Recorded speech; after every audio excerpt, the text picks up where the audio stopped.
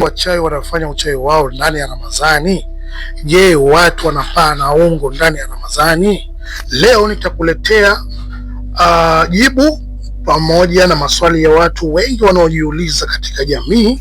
Leo majibu yenu yako hapa.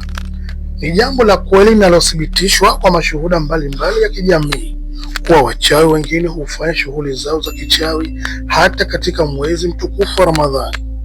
Mashuhuda hawa ni wale wanaoishi karibu na wachawi au watu waliokumbana nao moja kwa moja. Watu wanaoshuhudia kuwa wachawi hawa hufanya ibada zao kwa siri, hufanya matukio ya kutisha, na wengine hufanya mabadiliko ya ajabu ya maumbile kwa kutumia nguvu za kichawi. Huonekana hata kujigeuza wanyama tofauti. Wachawi hawa wamechagua mlango wao wenyewe. Hakuna anayelazimishwa kuingia katika njia hiyo. Hii ni kwa sababu kila mmoja anashikilia uhuru wake na kuwa na chaguo la kujiendesha. Hukumu wa Mwenyezi Mungu itabakia hapo, akijua kila nia na matendo. Wakati mwingine baadhi yao, sababu kila mmoja anashikilia uhuru wake na kuwa na chaguo la kujiendesha, huku Mwenyezi Mungu akijua kila nia na matendo ya kila mtu. Wakati mwingine baadhi yao hufungwa ndani ya uchawi wao ili kujigeuza kuwa wanyama tofauti, mbwa, paka au wanyama wengine wa porini, kama sehemu ya majaribio ya nguvu zao. Hii ni shuhuda iliyosikika kutoka kwa mashuhuda wa kijamii ambao wamekuwa wakifuatilia vitendo vya wachawi hao. Tunaendelea. Wengine hufanya ibada kwa njia zao za kifahari na za kiroho, lakini nia yao sio ile ya kweli ya ibada Mwenyezi Mungu. Badala yake, ibada yao hufanya kazi kama nguvu za kishirikina, ikiwazidishia uwezo wao wa kufanya matendo yenye uchawi. Hii inaonyesha kuwa uchawi wao ni matokeo ya ibada isiyo sahihi na imani potofu, ibada inayotumia nguvu zisizo za kiroho badala ya kumtumikia Mwenyezi Mungu. Ni muhimu kuelewa kuwa hatari ya matendo haya sio tu kwa wao wenye, bali pia kwa jamii nzima. Wachawi hawa mara nyingi hufanya matukio yanayoonekana kama mashuhuda ya kawaida, lakini kwa kweli ni nguvu za kichawi zenye madhara. Kwa mfano, mashuhuda wanasema kuwa baadhi ya wachawi hufanya mawasiliano na majini wakitumia zile nguvu za kimistari kufanya maajabu yasiyoelezeka, kuhariri na kuleta hofu kwa wengine.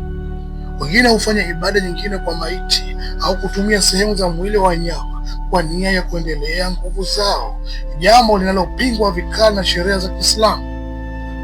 Ndugu yangu, naendelea kuwajibu juu ya mada: je, Ramadhani watu washirikina huyatenda na kuendeleza kufanya ushirikina wao?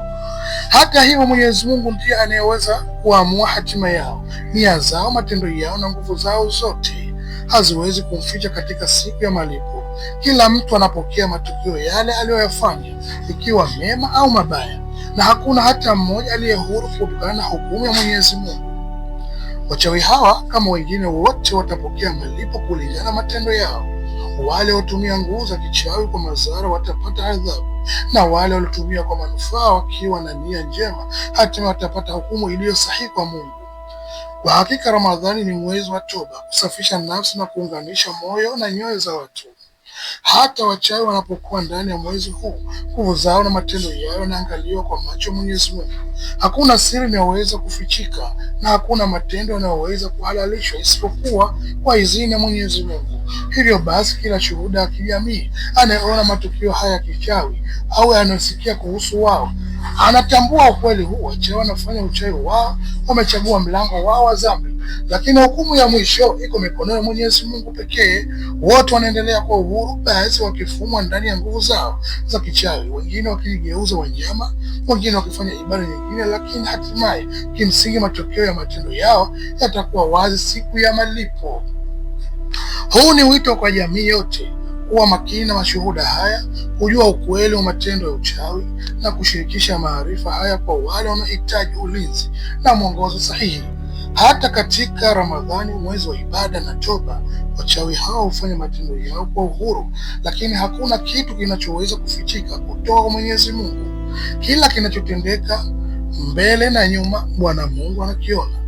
Ndugu yangu, ukiwa mada hii imekugusa, basi tafadhali subscribe na kulike na kushare ili uwe mwanafamilia, na kama tayari, share kwa wengine wapate kujifunza haya masomo. komenti zenu juu ya swali, je, watu wabaya mwezi huu huendeleza kuutumia?